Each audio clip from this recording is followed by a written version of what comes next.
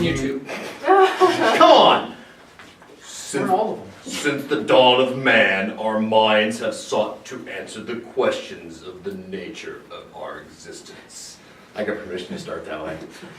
So, as I always start out, welcome to Facebook Live, and that was cool. I do need to give credit where credit's due. We're still diving into my great friend, Dr. Rob Sinnott's textbook of human adaptability. I guess it's kind of be our theme for the year, right? Mm-hmm. And hopefully the plan is the theme, selfishly, for not just the chiropractic profession, but healthcare in general, is to lead to what we're talking about, which is adaptability. To kind of go back a little bit on adaptability and some of the things we've discussed, human beings live in one of two states: a state of stress, vulnerability, which means what? Like we talked about with the x-rays we just looked at. Yes, so they're not adapting to their stressors. So they're more vulnerable when stress hits them. Or stress resiliency, which means what? Your body is resilient to stress and adapting to those changes. So you can handle it. Mm-hmm. So, and really that's the direction of healthcare we're going to go. And I'm going to let you say the word when we get there, because I got to be honest, I can't say the word. That's a powerful word. So, you know, we have to decide what you're going to cover. You're going to see we all have notes and stuff here today. Here's why we decided to do it, to pick up our game and elevate a little bit, so that we're 100% precise, because we want to be and need to be insanely precise for everybody. But you've got to decide, not as a healthcare provider, but as a human being, what's the entity that you're chasing. And what I mean by that, especially this time of the year, it's now January 30th, the year 2018. You hear it's the cold and flu season, which that's a whole other Facebook Live we can talk about. But the entity that people are chasing is disease. So if you're always chasing that entity, really you're always kind of sick in a state of disease. How about the entity of health and chasing health and trying to find health?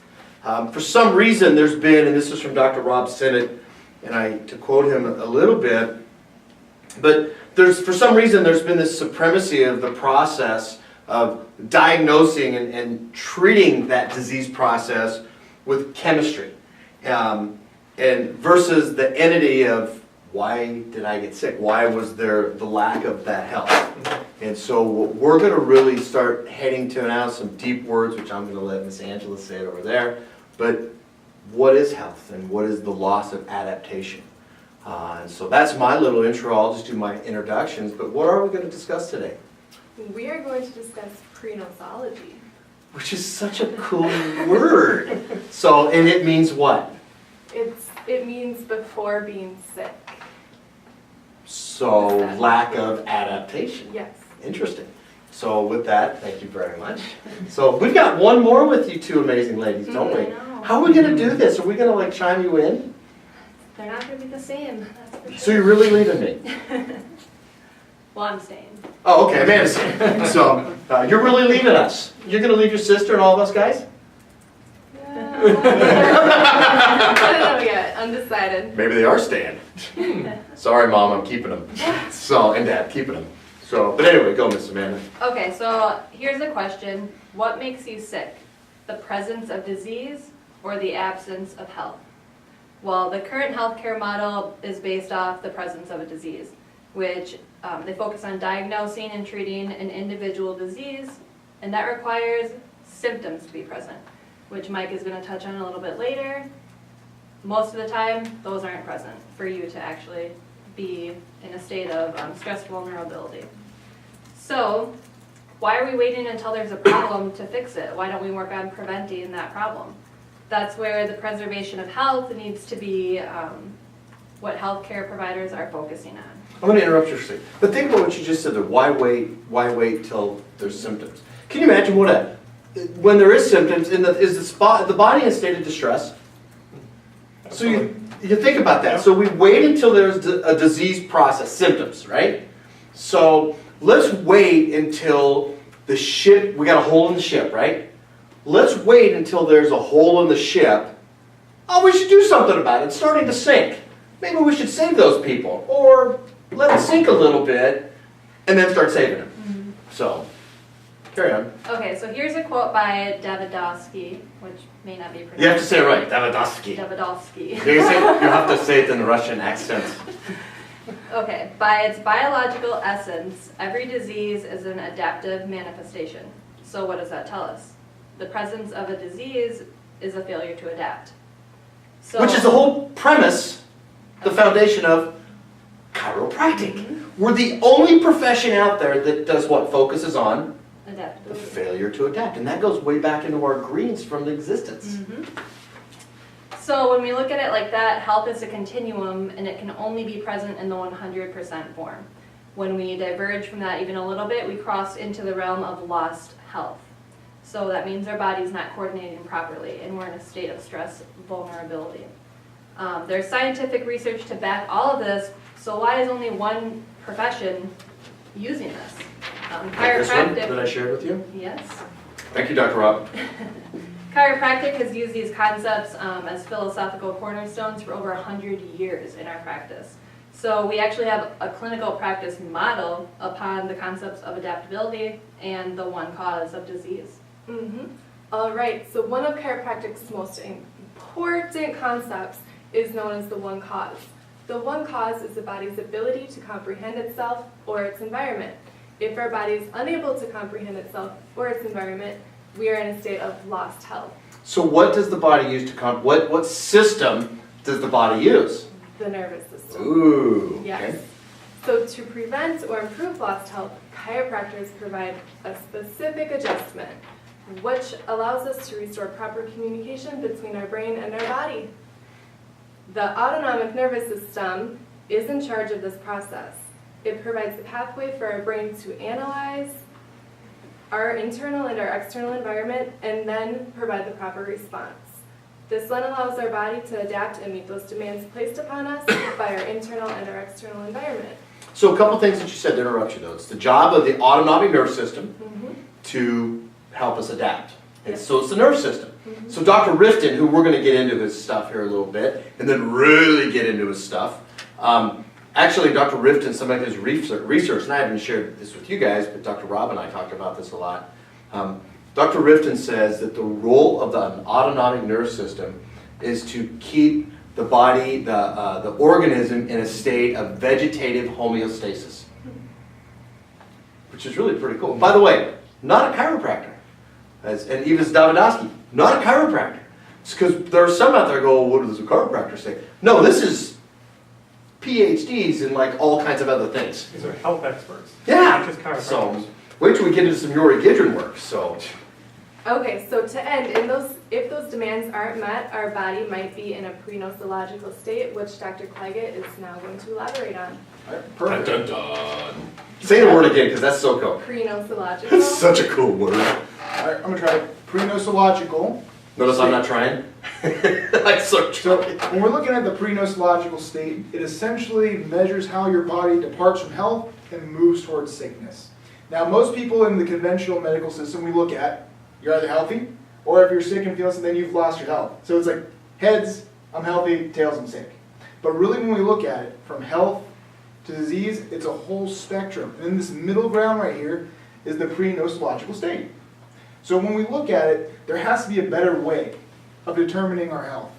And not only you either have it or you don't, but how can we measure that and help maintain that? When we look at the current medical system, this came from Johns Hopkins University, just a little university out of nowhere. Small little 2-year program in the middle of nowhere. Yeah, just nowhere. But to make a direct quote, there's a study that they did when they were looking at the School of Medicine and how efficacious it was. Their study stated that the predominant diagnostically based model of care itself is responsible for between 200,000 and 400,000 deaths in the United States Okay, stop there. each year.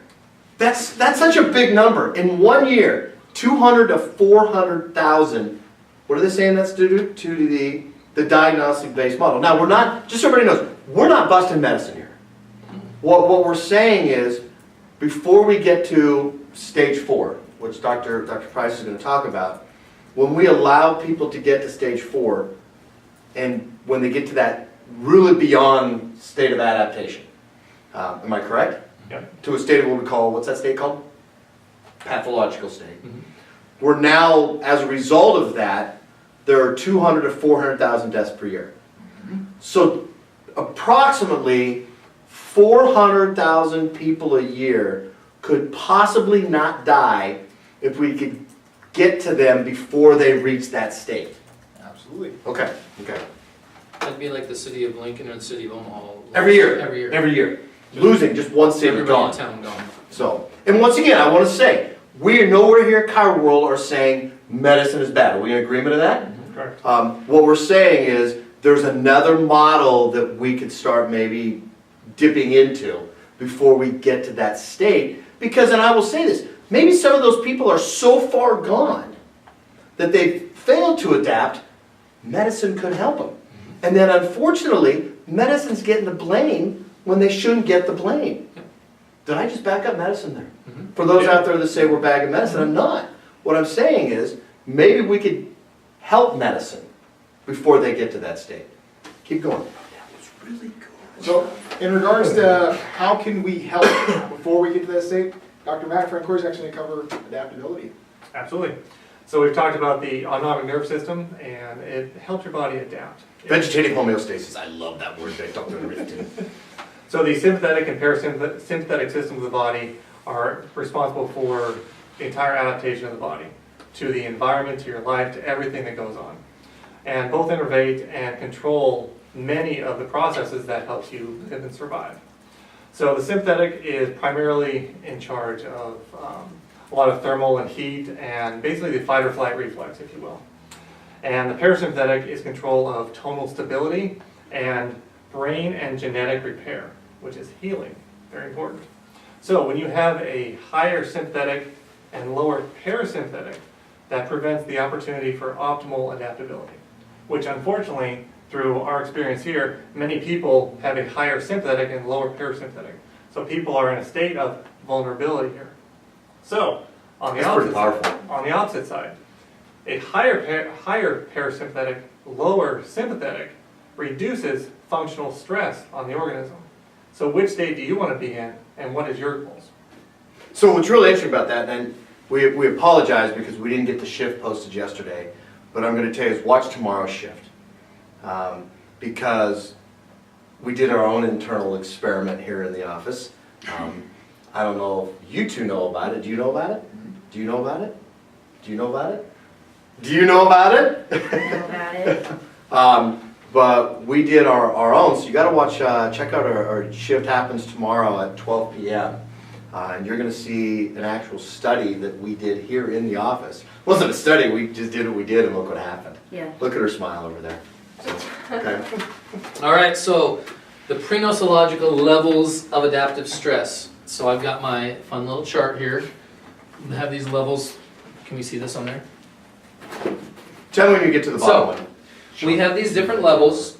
We've got the proper adaptive function. About 30% of human beings are in this level, where their body is functioning appropriately. Obviously no symptoms in that stage. Pre-nosological state, that is the next state where there's tension on the body's ability to adapt. Then we get to the premorbid state. This is where the body's starting to lose adaptive capabilities. Now the interesting thing about these first three, there's still no symptoms in any of these. When we get to the pathological state, the 10 to 30%, that is when we've reached the point where we have symptoms. And that is where people enter the allopathic care system once they're in that state. So if we could measure whether or not we're in one of these three stages, so 70 to 90% of people are in a state where it's undiagnosable, because basically how we diagnose things right now is if you have symptoms. So if you don't have symptoms, you can still be in a state where you've lost health, where you're not as healthy as your body is capable of being because it's not able to adapt appropriately. So what we want to measure is how the body can do that. You're going from a state of optimal function to a state of death. We're always somewhere on this continuum in between. And that's where we've broken down these four stages here. So now I'm at the bottom. So you want to join us? Where are you at? We're at the bottom. So you're right down in here. So the chart that Dr. Price here is from Dr. Alexander Rivki. He's a Russian PhD, and we use his HRV which is clinical study, peer-reviewed, to measure the states of adaptability. I don't know of anybody else in Omaha that's using this technology. But it's not just used by the chiropractic profession, it's used by all the health professions that are dealing with adaptability. The state in which you want to be in, obviously down in here is Navy SEAL. That's the optimal state of Highly adaptability. trained Highly, athletes. that can really control themselves. This is where we'd like to see people, obviously in this state right in here. This is chronic, and this is really in a state of chronic ability to adapt. So what we're going to do, along with the textbook, Rob's book, but in some of the studies out there, we're going to reference back to a lot of Dr. Rifton's work. In tomorrow's Facebook and YouTube, or the shift, I'm sorry, you'll see where that study that we actually did it. And we also linked it with another, the HRV from CLA. So there's a correlation there so that everybody sees that the stuff is legit. But this is, I'm going to say, can I say you? Sure. This is Dr. Price's, this is Dr. Mike's, and you can see he's in a state of normal adaptability, which means he has an adaptive neurological system where the sympathetic and the parasympathetic are adapting as they well. So he's in a state of what, gang? Stress. Resiliency. It's a state of stress resiliency. So Cool little, just to kind of sum up everything we've been talking about.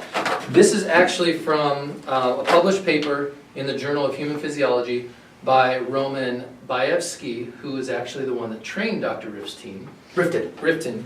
He says these persons, and he's speaking about those in the 70 to 90% who essentially have no symptoms, so they're unmeasurable from the allopathic mindset.